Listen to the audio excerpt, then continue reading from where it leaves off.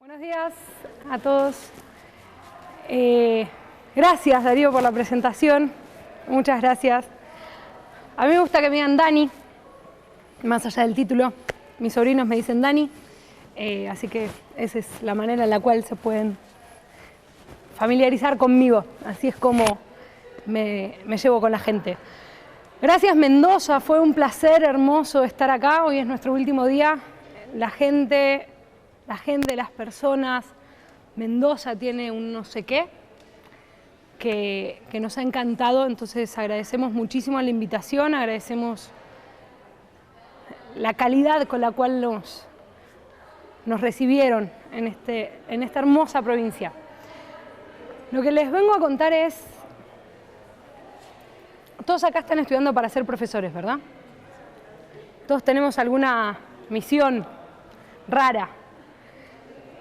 Yo también estudié para ser profesora de matemáticas y los motivos que nos llevan a ser profesor o profesora, no pasa nada, el ruido es parte de la gente. Lo que nos lleva a ser profesoras pueden ser muchos los motivos. Puede ser que sabía muchas matemáticas cuando estaba estudiando. Puede ser que veía que mis compas no sabían matemáticas y yo daba clases. Puede ser que no me gustaba cómo me enseñaban las matemáticas o que me encantaba cómo me las enseñaba. Yo era de las primeras. Puede haber muchos motivos. Y hay uno, quizás que tenemos guardadito, que es que sabemos que las matemáticas es eso que hace que mucha gente no siga estudiando. Es ese filtro que sabemos que socialmente deja un montón fuera de la educación. Entonces, el que elige ser profe de mate no solo va a enseñar a sumar, tiene una causa oculta que solo la sabe el que es profe de mate. Que es decirle al que dice, no te entiendo ni te voy a entender y te pido por favor, no me pidas que te entienda. Decirle, entendeme a mí, que si vos no entendés esto, la sociedad te va a dejar afuera. Entonces tenemos más que una misión de enseñar un contenido. Pero para hacer eso y entender que tenemos más que una misión de enseñar un contenido, Paulo Freire habla de lo que es un educador liberador. Y ser un educador liberador significa no solo mirar métodos y técnicas con las cuales enseñar, significa reconocer que tenemos una relación distinta con ese conocimiento y con la sociedad en la que vivimos. Entonces, la pregunta que nosotros nos hacemos es, ¿cómo generar unas matemáticas que los estudiantes disfruten en las clases? ¿Se imaginan? Un grupo de estudiantes diciendo, dale, vamos, que empieza la clase de matemáticas. Está raro, ¿no? ¿Sabes? Oh, nos toca de nuevo, mate, bueno. Y tenemos, lo que digo, ciertos pactos. Cuando tengan que dar clases van a ver que van a empezar a hacer pactos con sus grupos. Los del fondo, los de adelante, los de... Bueno, vos que sabés, te pido por favor no hables todo el tiempo, porque si no los del fondo no pueden opinar. Empieza a hacer uno diálogos. Y estaría buenísimo hacer un pacto con la sociedad. Y que el pacto sea que desarrollemos el pensamiento matemático de las personas.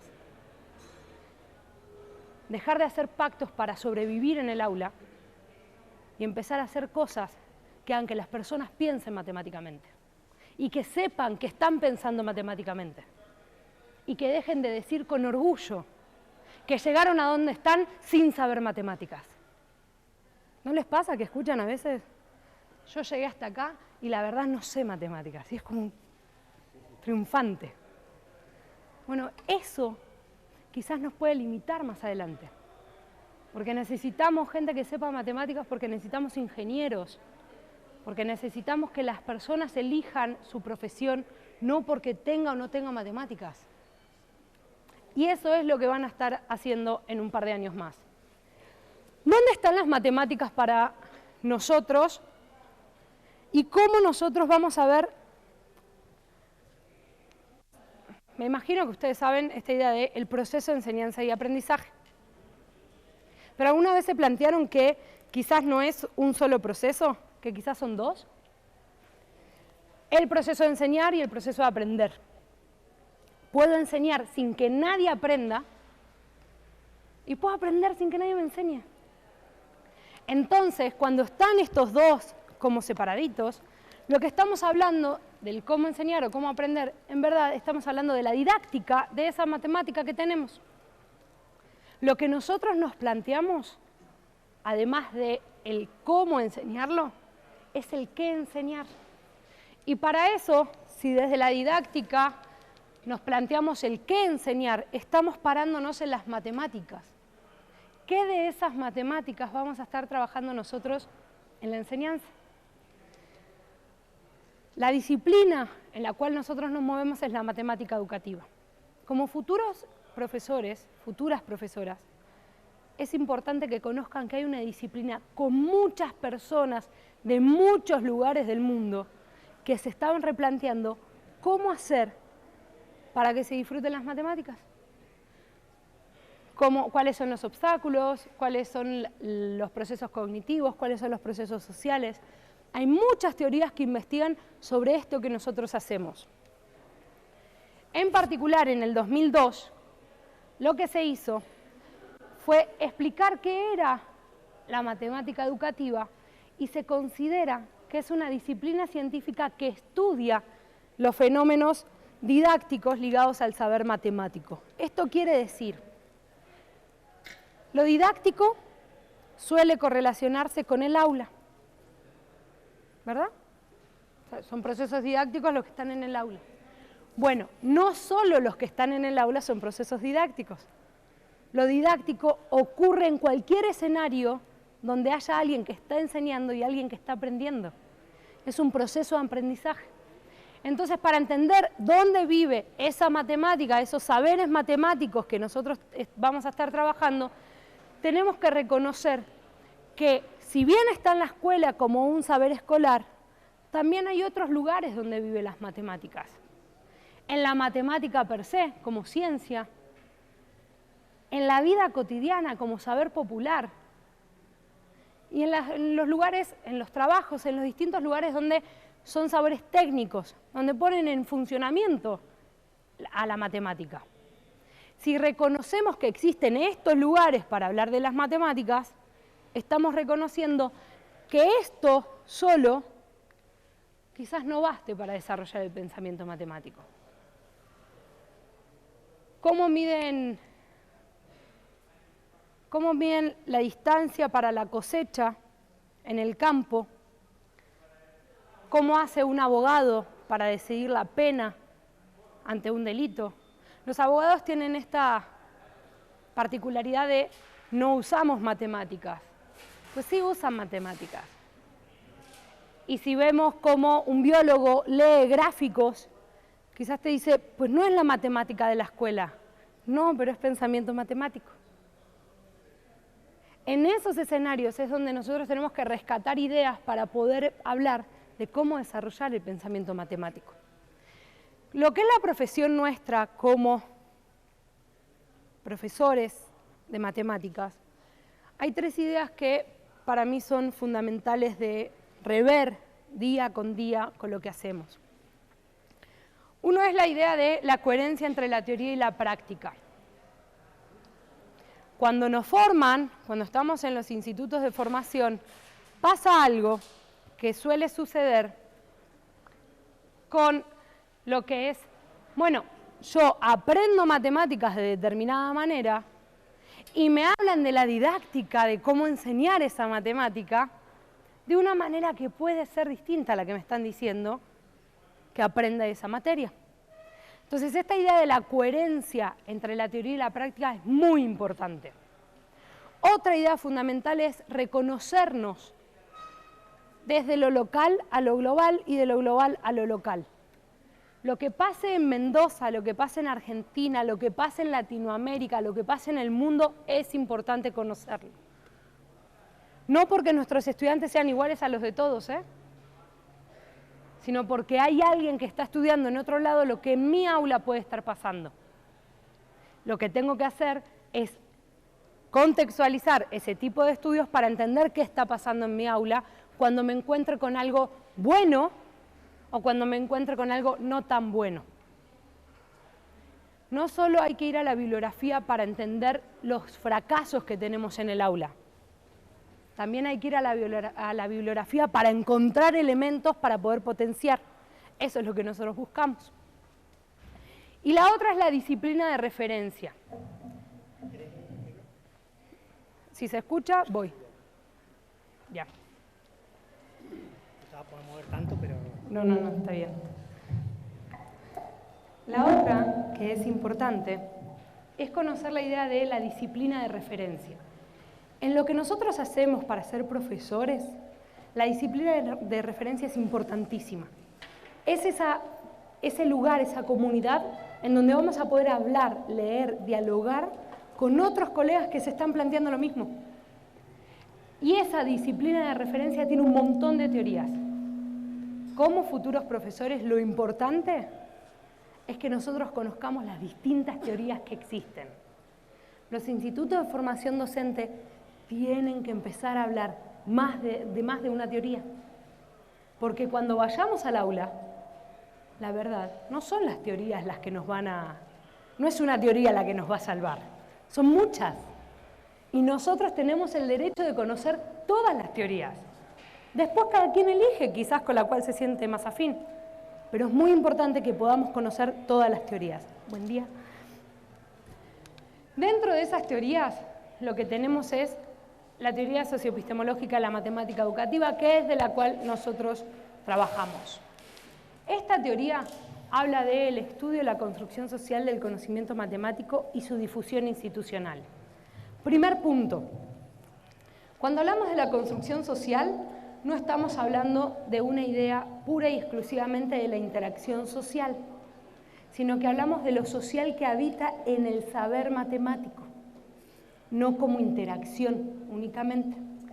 ¿Por qué? Porque lo que trabajamos nosotros es la idea de descentrar el objeto matemático. Cuando decimos descentrar no es que hacemos desaparecer el objeto matemático. Lo que hacemos es replantearnos, dado un objeto matemático, cuáles son las prácticas asociadas a este objeto que me permiten la evolución de ese conocimiento. ¿Cómo? Me pregunto cuáles son las prácticas y por qué tendría que estar hablando en matemáticas sobre prácticas asociadas. Bueno, eso es lo que vamos a estar hablando. ¿Qué hacemos para eso? Hay un método de investigación que es la problematización del saber matemático y lo que nos permite es que estos objetos que siempre están por delante en la mayoría de las clases tomen un papel secundario y pasen a privilegiarse las prácticas por sobre estos objetos. ¿Qué pasa cuando nosotros trabajamos con este cambio? La idea de la institucionalización, de la difusión institucional, es importantísimo que reconozcamos en qué instituciones se hace y se piensa matemáticamente. Y no es únicamente en la escuela, como veíamos antes. Entonces, cuando nosotros hablamos de cómo llevamos este objeto matemático a la escuela, en verdad es cómo escolarizamos un conocimiento, pero en la institución de la escuela, porque la escuela no es la única institución en donde se institucionaliza conocimiento. Es importante, porque de esa manera podemos reconocer el saber matemático que tienen las personas con las cuales nosotros vamos a estar interactuando.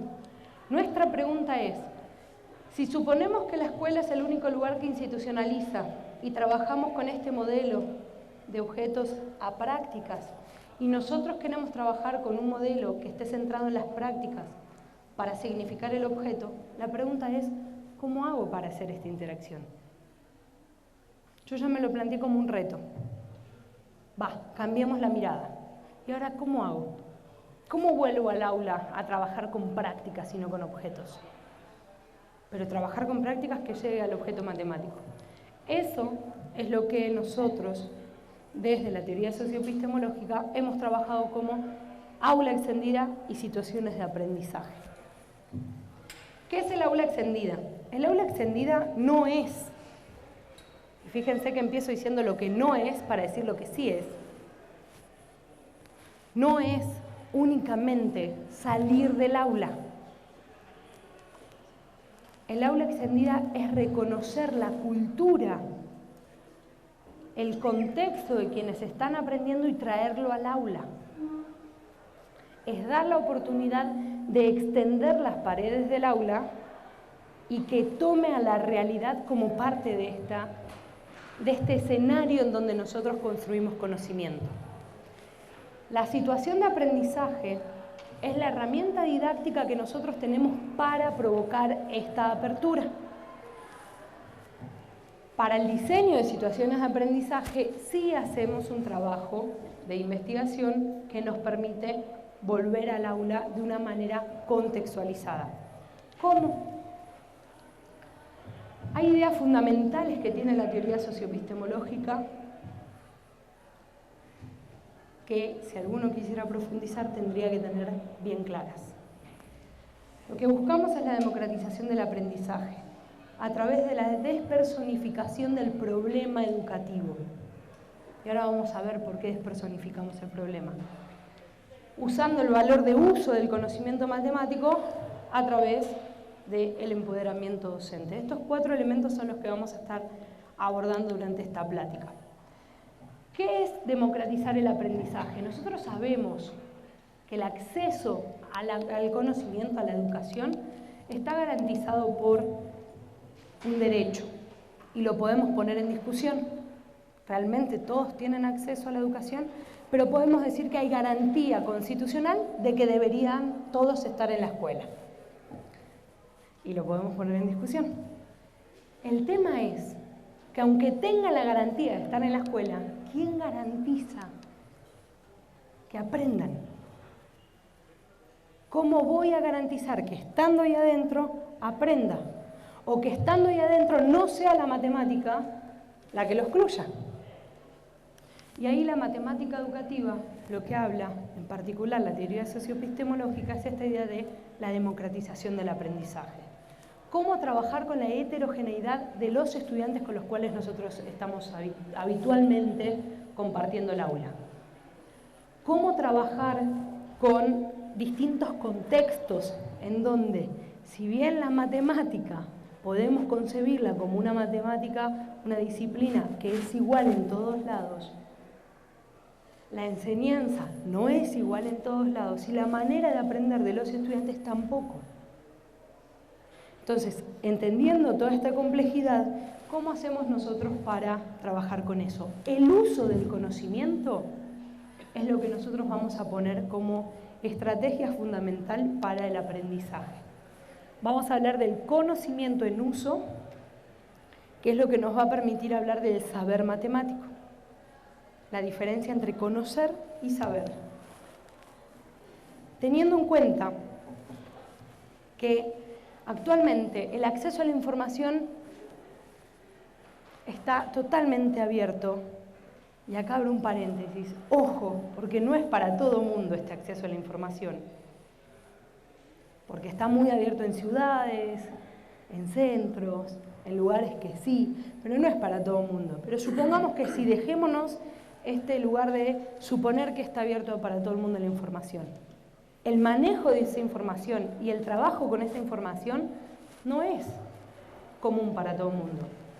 Hace poquito decían en una mesa sobre la digitalización, toda la tecnología digital, se cree que los niños saben computación o saben de cosas digitales porque saben manejar un celular o una tablet, y eso no es saber de tecnología digital. Entonces, que accedan a la información no es que los estudiantes estén colmados de información y tengan un montón de acceso al conocimiento. Hay que replantearnos qué hacemos nosotros con esa realidad. ¿Por qué despersonificamos el problema? Desde la teoría socioepistemológica y casi como insignia, hablamos de que el profesor no es el problema, sino que es parte de la solución. van a entender con esta frase porque después nosotros hablamos del empoderamiento docente. Porque hablamos de, como dijimos al comienzo, el ejemplo de Paulo Freire cuando dice, pues no solo tiene que ver con técnicas, tiene que ver con un cambio de relación con el conocimiento. Despersonificar el problema es dejar de buscar culpables de un problema educativo que supera lo que es lo que haga un profesor o lo que haga un estudiante. Es entender el mecanismo que surge y en ese mecanismo saber que hay lo que teóricamente llamamos un discurso matemático escolar que nos aleja de esa construcción social del conocimiento. ¿Todos están de acuerdo si yo dijera que la proporcionalidad directa, una de sus características es que a más, proporcionalidad directa, a más y a menos? ¿Sí? Bueno, no. A más y a menos cuando estamos en un campo numérico de naturales. Pero si ampliamos a los enteros o a los reales, hay razones de cambio negativas que hacen que a más y también sea de proporcionalidad directa. Ahora, ¿eso es porque nosotros estamos...? No. Es porque el discurso matemático escolar, lo que nos han dicho, todo como se enseña, toda la estructura escolar donde se relaciona la proporcionalidad directa, está centrada en esto, en reglas. Es una recta que pasa por el origen. Sí. Entonces, imaginémonos todos, y igual a menos x, y ya está, recta que pasa por el origen y no es a más menos. Pero también nos dicen que y sobre x es igual a la constante. Pero me acaban de decir que es una recta que pasa por el origen. Entonces el punto 0,0 pertenece a esa función. Pero me acaban de decir también que y sobre x es la constante. Entonces, ¿cómo le explico a un estudiante que 0 sobre 0 es igual a un número? Si le acabo de explicar que no se puede dividir por 0. Entonces vengo y les digo, no, pero escuchen, eso lo pueden explicar con L'Hopital. L'Hopital, esto de sacar la indeterminada, te lo explica, porque linealiza las gráficas, linealiza las curvas. Entonces, en ese momento infinitamente pequeño, es lo mismo hablar del punto o de un punto infinitesimalmente cercano. Ok, Daniela, pero eso yo lo explico en la secundaria. Ah, no, es cierto, tenés razón. Entonces, estamos en un discurso matemático escolar que tiene afirmaciones que los estudiantes quizás se plantean, pero preguntarle a un profesor, profe, ¿no me acaba de explicar que no se puede dividir por 0? Podría generar un debate grande en el aula. Entonces, poder problematizar la matemática escolar, cuestionar la matemática con la que trabajamos, nos va a permitir ser parte de la solución del problema y dejar de que nos miren como los culpables de eso que hacemos, porque lo hacemos todos. Y no lo hacemos porque queremos que los estudiantes no aprendan, lo hacemos porque así nosotros lo hemos aprendido y así los libros lo dicen. Otra de las cosas que suceden en las clases de matemática es esto. ¿Alguno podría decir lo que dice? ¿No? Bueno, es un poema de amor hermoso que acá, ahí, dice te quiero. Pero ¿cómo podrían ustedes disfrutar de un poema hermoso si no tienen ni idea de lo que están diciendo? Esto es más o menos lo que le pasa a la mayoría de las personas que entran a una clase de matemática. Ella cree que es hermoso, yo no entiendo nada. Pero no es la culpa del estudiante, ¿eh? Al estudiante no es que no le guste las matemáticas, como dice Ricardo. No es que no les guste las matemáticas. No les gusta no entender. Ustedes no me pueden decir que no les gusta el poema, porque no tienen ni idea de lo que dice el poema. Entonces a los estudiantes no es que no les gusten las matemáticas. No les gusta no entenderlas. En el momento en donde se sienten parte del aprendizaje, empiezan a descubrir que eso está padre. Está bueno. Sí, años en México hacen estas cosas. Sí, sí. Porque no hay cosa más bonita para un profesor o una profesora, y ayer lo hablábamos con los colegas con los que estuvimos en el seminario, que ver sonreír a los estudiantes cuando entendieron algo, cuando resuelven algo y dicen, lo pude hacer. Es una satisfacción, la misma que nosotros sentimos cuando le damos a un problema que no sale y de repente dice, ya entendí. Esa satisfacción que lo tiene el estudiante y que lo tenemos nosotros como profesores, supera las frases que culpan a los estudiantes por no estudiar. Si seguimos culpando a la gente, no tenemos herramientas para la transformación. Entonces hagamos algo más allá de culpabilizar. ¿Qué es el valor de uso? Nosotros conocemos el triángulo didáctico, donde está el alumno, el profesor y el saber. Y desde la teoría socioepistemológica se propuso que ese triángulo didáctico se amplíe y también se reconozca el contexto en donde está ese triángulo didáctico. Porque esos triángulos didácticos son distintos y ese contexto hace que se transforme el alumno, el profesor y también el conocimiento. Entonces la pregunta es, ¿cómo hago que esa transformación se provoque? La sociedad del conocimiento en la cual estamos hace que nosotros hablemos de un aprendiz como un sujeto individual colectivo, no únicamente la persona, sino el grupo de personas con los que estamos trabajando. Que hablemos de un escenario sociocultural, no únicamente como el saber, el conocimiento que hay que entregar. Que hablemos de este saber o conocimiento en uso. Y este triángulo se va ampliando y empezamos a ver que el estudiante vive muchos triángulos didácticos en muchos momentos, en una misma escuela. Cuando estoy en matemáticas me pongo con una postura. Me voy a física y estoy con otra postura. Me voy a lengua y estoy con otra postura. Pero en verdad es el mismo que va transitando. Seguramente a ustedes les pasó. A mí me decían en física, pero Daniela, no lo pienses como en matemáticas, esto es física.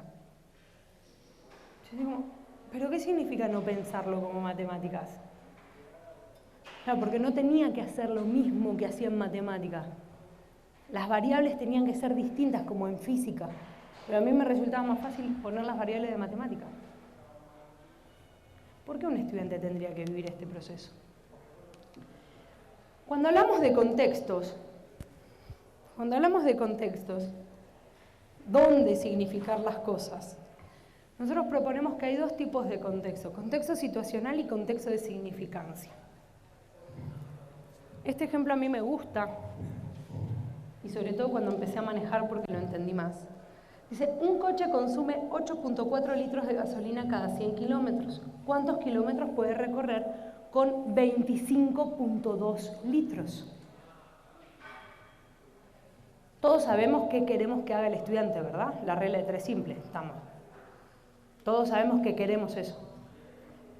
La pregunta es, ¿por qué le mentimos que me importa saber cuánto va a gastar con 25.2 litros? Si eso no le va a ocurrir al estudiante jamás. El contexto situacional ficticio es una de las cosas que tenemos que evitar en nuestros problemas, en lo que nosotros hacemos en las clases. Porque es una lejanía de, aunque hagamos un problema súper bueno, contextualizado, que tenga que ver, el estudiante va a tender a olvidarse de las letras y a solo ver los números. Porque siempre son ficticios. El contexto de significancia que está puesto en juego acá es el de la regla de 3 simples. Yo quiero que el estudiante trabaje la regla de 3 simples. Bueno, les propongo como especialista en proporcionalidad que si quieren que trabaje con la regla de 3 simple, pónganle 8.5 es a 100, 25.2 ¿cuánto? Y seguramente van a contestar mejor que si le ponen este contexto raro. Otro contexto, que eso es de una investigación de unos colegas de Israel, otro contexto que se pone en juego son dos periodistas, no voy a leer tal cual el problema, pero son dos periodistas que están viendo una manifestación y uno dice, yo veo que hay 100.000 personas en la manifestación, el otro dice, yo veo que hay 200.000 personas en la manifestación y la pregunta es, ¿por qué? Si los dos periodistas están en la misma manifestación, ¿por qué están diciendo un número tan diferente? Primer argumento, porque uno está a favor de la manifestación y el otro no. Y es un argumento válido, totalmente válido. Porque ya estoy metida en el contexto en donde la manifestación sí tiene que ver con la toma de decisión. Después me voy a poner a profundizar cuál es la manera en la cual los periodistas están trabajando con la densidad de población de esa manifestación. Fíjense, el otro era la regla de 3 simple, esta es la densidad como una unidad de medida construida para medir la cantidad de personas por metro cuadrado. Estamos en el mismo pensamiento proporcional, pero son dos contextos diferentes. En este caso, el contexto de significancia que tiene que ver con la noción de densidad es diferente al del cuarto valor faltante y el contexto situacional tiene que ver con la toma de decisión de quienes van a dar respuesta. Si yo digo que el periodista, uno de los periodistas, estaba en el piso mirando mis cuentas, entre comillas, mis relaciones entre personas y cuadras, va a ser distinto que si tengo a uno subido en un edificio, porque puede ver distinto. Entonces el escenario, el contexto situacional sí tiene que ver con lo que yo voy a responder. No es ficticio, es real, es parte de mi respuesta. Entonces, este tipo de contextos, los que tienen contexto situacional real y contexto de significancia, son los que tendríamos que estar trabajando. El valor de uso del conocimiento es el cambio fundamental que nosotros proponemos para que se pueda significar las matemáticas. ¿Cómo significarlas? A partir del uso de ese conocimiento. ¿Cómo? Como dijimos al comienzo, trabajando con las prácticas por sobre los objetos. Esta pregunta me encanta. Y si algunos ya escucharon alguna conferencia, pues saben que la hago siempre. ¿Qué es la derivada? No voy a poner examen, pero muchos contestan que la derivada es el límite de h tendiendo a 0 de f de x más h menos f de x sobre h. ¿Están de acuerdo? ¿Que podría ser esto una respuesta? Bien. Esta es la manera de calcular la derivada, pero no caracteriza lo que es la derivada.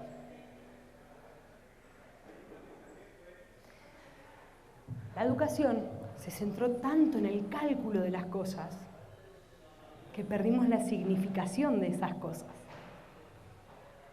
¿Para qué me va a servir? ¿Qué es? Fíjense, ¿cómo hacemos para trabajar el significado de un objeto como resultado de su uso? Nosotros sabemos que hay 3 tipos de crecimiento en cualquiera de las funciones con las cuales estemos trabajando. Primer punto, reconocer que hay 3 tipos de crecimiento. De estos tipos de crecimiento, con esos tipos de crecimiento yo voy a poder trabajar la primera derivada y la segunda derivada. Y van a ver que no hago cálculos. Me imagino 3 recipientes distintos que voy a ir llenando. y que lleno con ciertas características. Flujo constante, hago todo para que el fenómeno tenga sus reglas básicas para que me pueda funcionar. Tienen el mismo volumen los tres y lo que voy a comparar es la altura respecto al tiempo. Cuando grafique, yo voy a poder decir, perdón, antes de graficar, yo voy a poder decir que al llenar este recipiente va a aumentar de manera constante. Voy poniendo y cada segundo va a aumentar la misma cantidad. ¿Por qué? Porque tenemos un recipiente cilíndrico que no se modifica la manera en la cual crece la altura. En este caso, por el contrario, va a suceder que va a ir creciendo poquito y después cada vez más rápido. ¿Estamos de acuerdo, verdad? En este último pueden suponer cómo va a crecer, que es rápido y después cada vez menos. ¿Esto qué quiere decir? Los tres van a crecer. Entonces los tres van a tener derivada positiva. Primera derivada positiva. Pero cómo crezca va a ser diferente. Primera pregunta, ¿cómo cambia? Crece. Perfecto. Primera derivada. ¿Cómo cambia el cambio? ¿Cómo crece? De manera constante. Segunda derivada 0. ¿Cómo cambia el cambio? Crece cada vez más rápido. ¿Cómo sería su segunda derivada? Crece cada vez más rápido. Fíjense que voy a hacer... No, iba a hablar de didácticas de la escuela, mejor no. Crece cada vez más rápido, entonces tengo su segunda derivada positiva. Crece cada vez más lento, entonces tengo su segunda derivada negativa. El tipo de crecimiento y cómo crecen las cosas es lo que me va a hablar la derivada, la primera y la segunda derivada. Después, sí voy a trabajar con el procedimiento, pero tengo una significación de lo que es la derivada. Y eso es supuestamente una de las cosas más importantes a las que tenemos que llegar. Lo que nosotros hablamos cuando decimos que trabajemos con las prácticas por sobre los objetos es poder entender cómo esta evolución pragmática estuvo en juego en eso que hicimos y no los conceptos matemáticos. Compararon, seriaron e hicieron predicciones. Seriar es poder establecer tiempos, temporalizar, después vamos a ver en otro momento en las prácticas, pero es poder secuenciar esa matemática, esos espacios en los cuales vamos a medir. Y para medir necesitamos sí o sí comparar. Y después hacemos predicciones. Podemos saber cómo va a cambiar sin ver cómo cambia.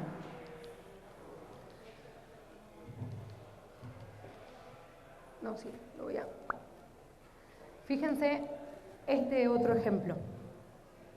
Tenemos 3 amigos que van a hacer una colecta de dinero, se juntan, se juntan para hacer venta de remeras y tienen 3 maneras distintas de vender. Uno se queda en la casa mandando correos, el otro se va por las calles a vender las remeras, dato adicional, 40 grados de calor, y el otro se va a la oficina de alguno de sus padres a vender las remeras. Se juntan, ven cuánto ganaron 1.500 pesos, y la pregunta es, ¿cómo se reparte de manera justa?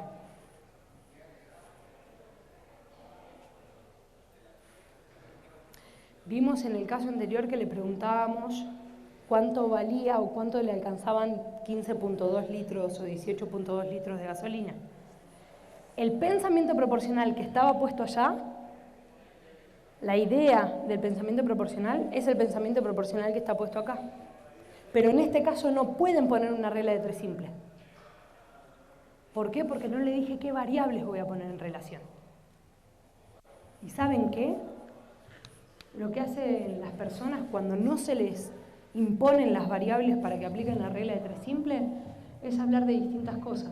Complejidad del método de venta, cantidad de ventas, esfuerzo, que sean amigos.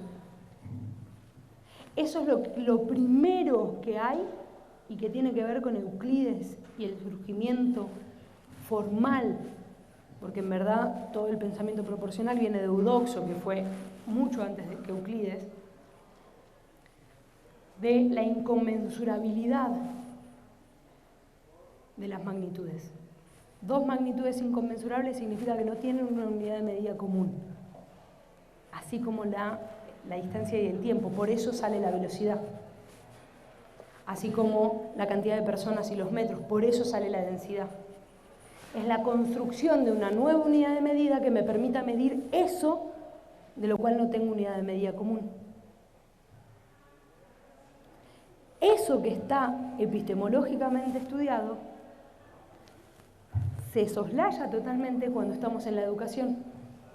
Y eso es lo que hace la gente cuando no se le imponen ciertas cosas. Acá la idea es comparar, equivaler y conmensurar. ¿Qué hacemos nosotros con el empoderamiento docente? Porque a nosotros nos formaron de determinada manera. Siempre nos han formado de cierta manera. Y los profesores y las profesoras, si bien aprendemos un montón en los institutos de formación, nuestros grandes referentes son los profesores que fueron nuestros. ¿Qué hacía, qué no hacía, qué me gustaba que hiciera, qué no me gustaba que hiciera? Porque también es una manera de aprender. Para el empoderamiento docente lo que nosotros planteamos es que hay 2 ideas principales que son el liderazgo y la problematización. El empoderamiento docente, de manera general desde la psicología social y la sociología tiene 4 elementos fundamentales que es que parte del individuo en colectivo, que es algo que no se otorga, que parte de la reflexión y se consolida en la acción y sobre todas las cosas que transforma. El empoderamiento transforma y me transforma a mí y transforma a mi entorno. Entonces, estas ideas de la sociología y la psicología social se articulan con la matemática educativa como disciplina y empezamos a ver qué cosas se tienen que poner en juego. La pertenencia a una comunidad profesional es indispensable. Quienes están estudiando para profesores, quizás ahora tienen un grupo de estudio muy bonito. Cuando escuchan a los profesores que ya están en aula, van a escuchar que se sienten solos, que los grupos de trabajo son reducidos. Y más que nada, pero esto es de hace muchos años, ser profesor taxi hace que se te complique generar un grupo de trabajo. Tengo 2 horas acá, me voy a la otra escuela, después me voy a la otra escuela, entonces no podés tener un diálogo. En algún momento eso se podrá mejorar. Entonces, pertenecer a una comunidad profesional, reconocer que hay una disciplina de referencia es indispensable para generar un proceso de empoderamiento. En esta idea que es un proceso que no se otorga,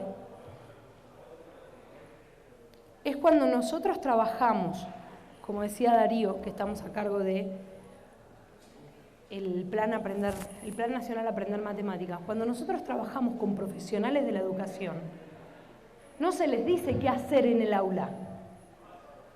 Se les propone algo para trabajar, que lo vivan y que de esa vivencia elijan qué cosas van a llevar al aula. Por eso es indispensable que sí haya un proceso vivencial de las propuestas de situaciones de aprendizaje que nosotros hacemos. La relación entre reflexión y acción tiene que ver con cómo nosotros después vamos a estar diseñando situaciones de aprendizaje ad hoc a mi contexto. Que mi contexto en verdad es el contexto de los estudiantes. No todas las situaciones son funcionales y exitosas en cualquier lado. Nos ha pasado, todos seguramente dimos clases en distintos lugares. Una manera de enseñar tal tema con este grupo me fue excelente. Voy de la misma manera a enseñarlo con otro grupo y no funciona. No, pues si hice lo mismo, Sí, pero ¿saben qué? Somos una disciplina social que trabaja con personas. Y las personas son distintas. Entonces no basta con que yo tenga clarito qué hago. Tengo que escuchar el grupo qué es lo que me está diciendo.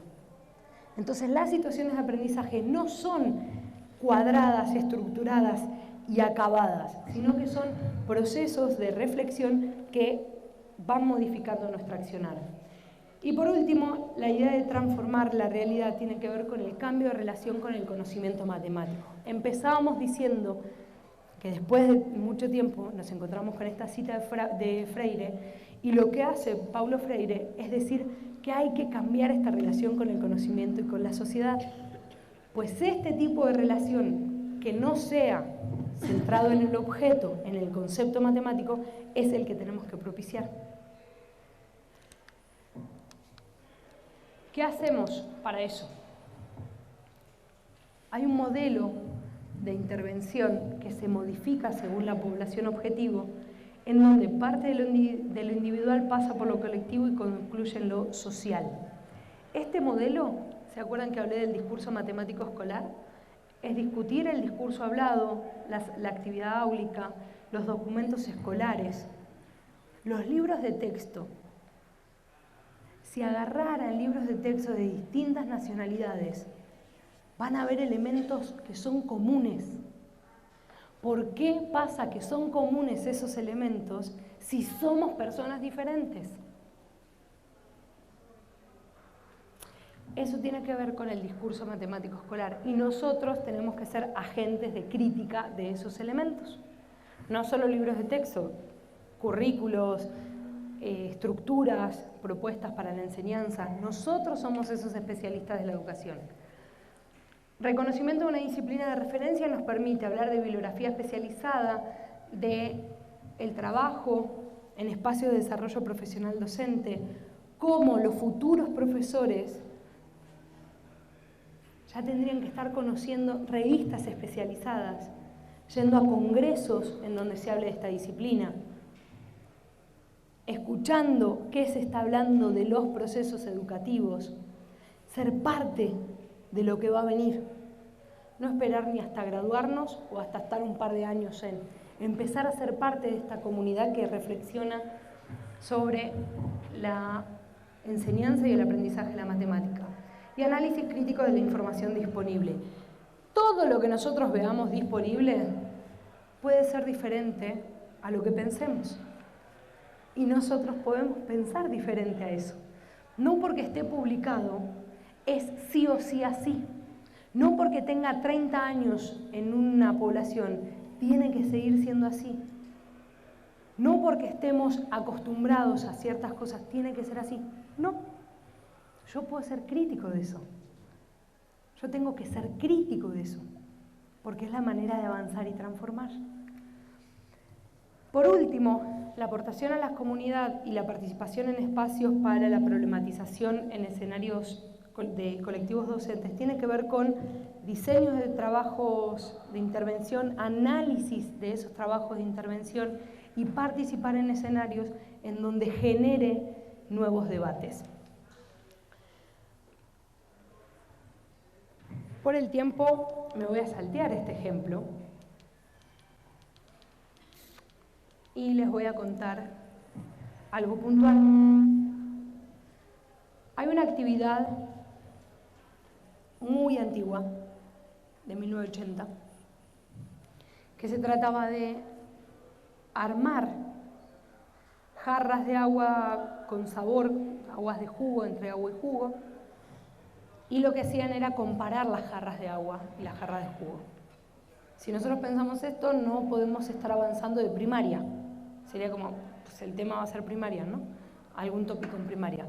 Vamos a ver cómo este tema tiene que ver con algo mucho más avanzado y que puede ser transversal, pero sobre todas las cosas es del pensamiento matemático que me va a brindar para después entender muchos otros conceptos matemáticos. Esta idea de la evolución pragmática por sobre la conceptual. Si nosotros tuviéramos que mezclar una jarra que tuviera 3 vasos de jugo y 2 de agua, suponiendo también igual intensidad en el sabor, igual cantidad de líquido en cada vaso, todo lo necesario, lo que tenemos es que podemos graficarlo y tenemos 3 vasos de jugo y 2 de agua. Y si armamos otra jarra que va a tener más líquido, pero tiene 6 de jugo y 4 de agua, ¿de qué estamos seguros? Que es el doble. ¿Y del sabor? Va a tener el mismo sabor, ¿verdad? Más cantidad de agua. Entonces, si yo pusiera esto como un punto, tengo esta recta que todos van a tener el mismo sabor. Y si fuera haciendo esta relación todo el tiempo, cualquier relación que haga, no me importa cuál sea mi valor del agua, si el punto está sobre esta recta, va a tener el mismo sabor. Lo que estoy diciendo es que la relación Y sobre X, Y2 menos Y1 sobre X2 menos X1, es el sabor. Me va a caracterizar el sabor de esa jarra. Es decir, si yo tuviera otra jarra donde tengo 2 vasos de jugo y 3 vasos de agua, todos los que estén en esa recta van a tener el mismo sabor. Y eso, los puntitos verdes, lo que voy a asegurar es que va a ser más aguado que los puntitos rojos. Esta idea me va a permitir significar en un primer momento qué es la pendiente o qué es la razón de cambio de una función lineal. Y fíjense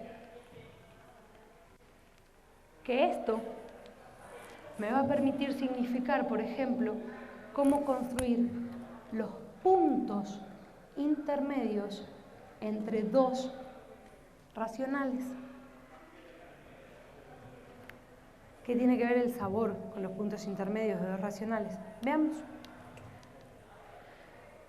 Si yo tuviera A sobre B y C sobre D y tengo que construir los elementos, los puntos intermedios, uno de los problemas que se resolvieron, la manera de resolver por un estudiante este punto intermedio fue diciendo, pues sumo los de arriba y sumo los de abajo. Y todo el mundo cuando se dice eso es así como, no, así no se suman las fracciones. Pero en verdad él no está sumando fracciones. Pero no sabemos si eso que está diciendo es real o no. Y para decir si es real o no tendría que demostrarlo. Y sobre todo demostrarlo algebraicamente. En este caso vamos a hacer una demostración que no es algebraica. Hasta acá estábamos de acuerdo, ¿verdad? Este iba a tener sabor más aguado que este. Si yo agarro una jarra de este y agarro una jarra de este, de los sabores, y mezclo los sabores, ¿qué va a pasar con el sabor? Va a estar entre ellos dos, ¿verdad? Sí o sí. No puede saber más que este ni menos que este. Bueno, lo que estoy haciendo es encontrando un punto intermedio. Pero con los números racionales parecería raro. Pero en verdad lo que estoy haciendo es sumando los valores de Y sumando los valores de X, y lo que encuentro es una nueva recta que va a estar sí o sí entre estos dos. ¿Qué pasa? La significación de lo que nosotros hacemos, después sí voy a hablar de la manera en la cual lo demuestro algebraicamente si quiero, después voy a hablar de por qué suceden estas cosas, pero la significación de por qué lo que estoy haciendo es, cuando trabajamos de una manera contextualizada, sí permite entender esos significados. Y fíjense, ahí no está, pero esto que nosotros hicimos es cómo se suman vectores. ¿Pueden recordar cómo se suman vectores? ¿Sí? La manera en la que se suman vectores son los primeros elementos y los segundos elementos. Y así es como se trabaja la fuerza en Newton. Entonces, trabajar con el sabor no es tan de primaria. Trabajar con lo factual es trabajar con lo concreto, tangible, y con lo concreto no tangible, que me permite significar todos los objetos matemáticos que van a venir. ¿En todo momento vamos a poder trabajar con lo factual? Quizás no. Las situaciones, estos son solo preguntas puntuales de situaciones de aprendizaje más grandes, y las situaciones suelen llevar tiempo. ¿Podríamos dar todo el currículo con situaciones de aprendizaje? No lo sé. Supongo que no, pero no lo sé. Pero si nosotros ponemos situaciones de aprendizaje que permitan desarrollar el pensamiento, la manera en la cual significo después los conceptos es otra. Porque estoy no dando contenido puntual y acumulando el contenido, sino desarrollando el pensamiento. Lo que hemos trabajado con el plan, de manera general, es que desde Simvestab, desde el PIT-PDM, con una colaboración latinoamericana, porque en verdad, ¿dónde está ubicado el Simvestab? En Ciudad de México. ¿Quiénes están en Simvestab y en el PIT-PDM? De todos lados. Estoy yo, que soy argentina. Están compañeros que son de Honduras, están compañeros que son de Costa Rica, están compañeros que son de Chile, están compañeros que son de Perú, están compañeros que son de Cuba. Por eso hablamos de colaboración latinoamericana. Lo que hicimos fue trabajar dentro de una disciplina de referencia que tiene muchas teorías puestas en juego, y lo que hicimos es proponer situaciones de aprendizaje sustentadas dentro de la socioepistemología. La socioepistemología tiene 4 principios fundamentales sobre los que se basa, que son importantes para hablar de lo que es un trabajo socioepistemológico. Relativismo epistemológico, racionalidad contextualizada, resignificación progresiva y la normatividad de la práctica social. Estos 4 elementos me permiten hablar de la validez de las respuestas con argumentos contextualizados por sobre la verdad o mentira en una respuesta, lo correcto o lo incorrecto en una respuesta matemática.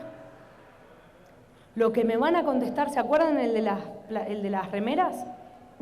Las respuestas van a ser diferentes numéricamente, pero tengo que entender cómo contextualizó su respuesta para decir si es válida o no. Pero no le puedo decir, si me dice 500 para cada uno, no le puedo decir estás bien o estás mal. Tengo que preguntarle realmente y escuchar realmente la respuesta de un ¿por qué? Esta pregunta que pareciera ser justifique su respuesta, pues todos la vamos a justificar igual. En este tipo de preguntas la justificación de la respuesta va a ser diferenciada, y escuchar a las distintas respuestas me va a permitir resignificar mi conocimiento. Por eso son las 4 ideas. Y la normativa de la práctica social es hablar de la evolución pragmática que antecede, fundamenta y acompaña la evolución conceptual. En la idea de proporcionalidad, ¿qué sería la evolución conceptual si estamos hablando de un conocimiento relativo a la proporcionalidad? Razón, proporción, proporcionalidad. Es la evolución. Primero tienen que saber qué es una razón, después hago igualdad de razones y después hago la idea de proporcionalidad.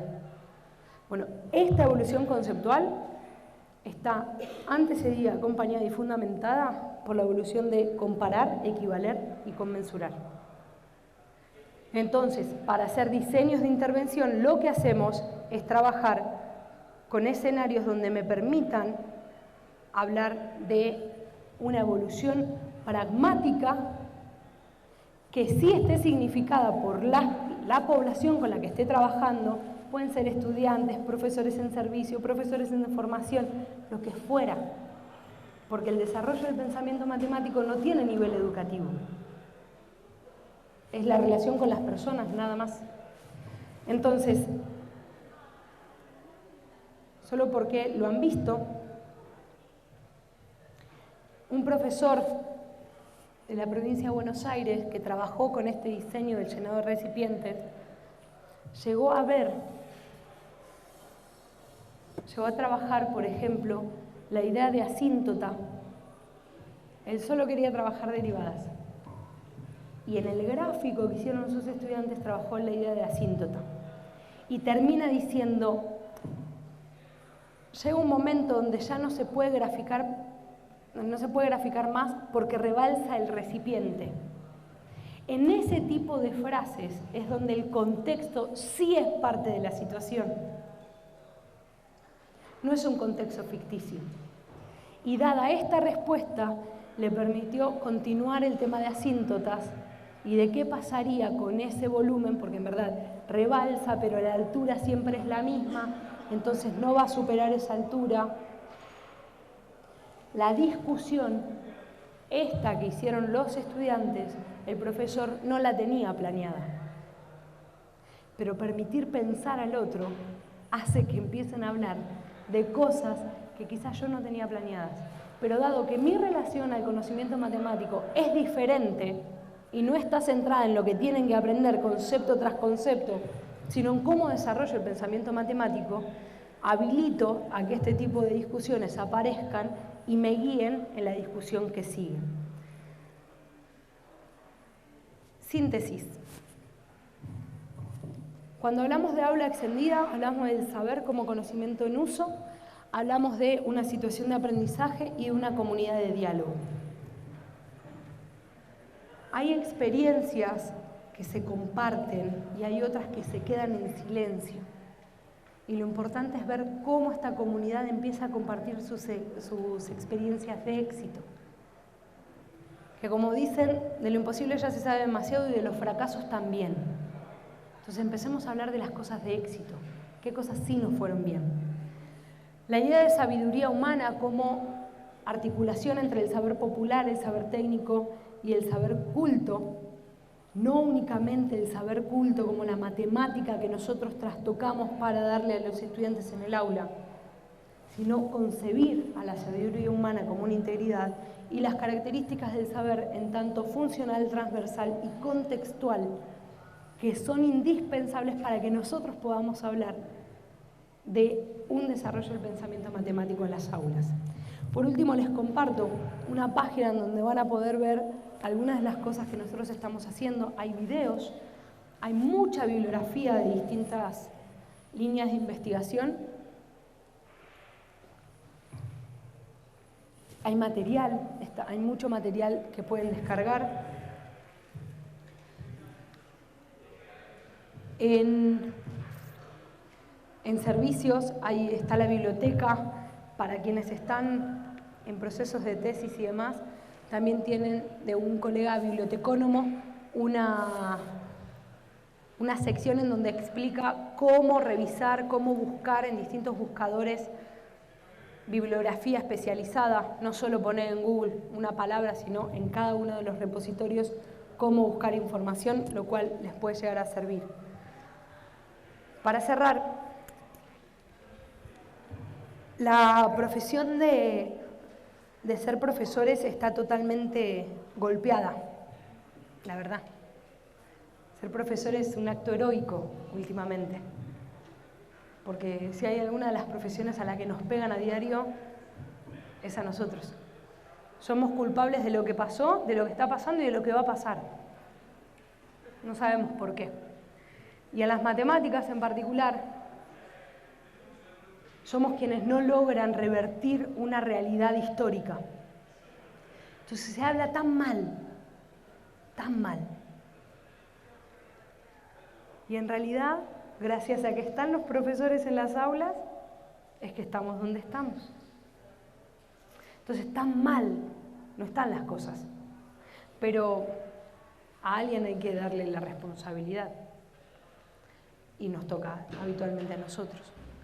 Entonces, el proceso de empoderamiento docente lo que quiere hacer ver cuando empecé a hablar del empoderamiento docente, lo que quería hacer era reivindicar nuestra profesión y reivindicarla desde la ciencia. Reivindicar lo que nosotros sí sabemos hacer, de lo que nosotros sí hemos logrado, de lo que nosotros sí podemos transformar. Y empezar a hablar del sí y no de lo que nos falta. Mucha bibliografía científica habla de lo que el profesor no tiene, de lo que el profesor es carente, de lo que el profesor no ha logrado, como si fuéramos una bola a la cual hay que completarle cosas. Y las evaluaciones parecen ser eso. ¿Dónde están mal? Acá, paf, paf, paf. ¿Y dónde estamos bien? ¿Y qué hacemos bien? ¿Y dónde está el portal donde cuenta todas las cosas excelentes que hacen los profesores? Bueno, empoderarse, estar en un proceso de empoderamiento, es reivindicar nuestra profesión y generar espacios de diálogo que realmente puedan transformar.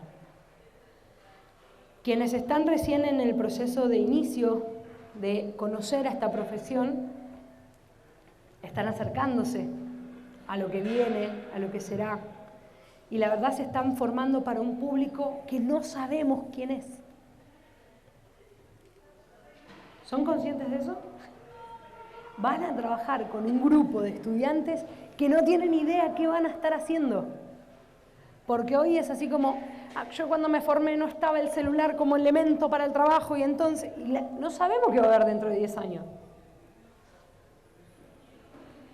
No sabemos si vamos a tener estas arañas volándonos en la clase, 20 arañas volándonos, no sabemos. Y no solo en tecnología, sino en personalidades de los estudiantes. Entonces,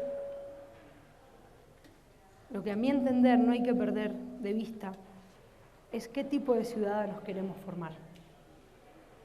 Porque a eso nos dedicamos, a contribuir a la formación de futuros ciudadanos, no solo a que aprendan a sumar. Entonces, ¿qué vamos a hacer para desarrollar el pensamiento matemático de esas personas que van a estar con nosotros? Que tienen que ser personas críticas, personas, todo lo que se dice que tiene que ser, que es mucho. La verdad, cuando dicen el futuro estudiante tiene que ser todo esto, yo no lo soy. O sea, es tanto lo que se le pide al futuro ciudadano, al futuro estudiante. Pero si queremos generar eso, pues rompamos un poco con la idea de cómo tienen que enseñar, cómo tienen que aprender, y preguntémonos de verdad, ¿qué necesita el futuro ciudadano saber? Esos conocimientos, ¿para qué los va a usar?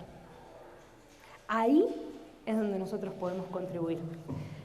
Muchísimas gracias. Ahora sí, pregúntame.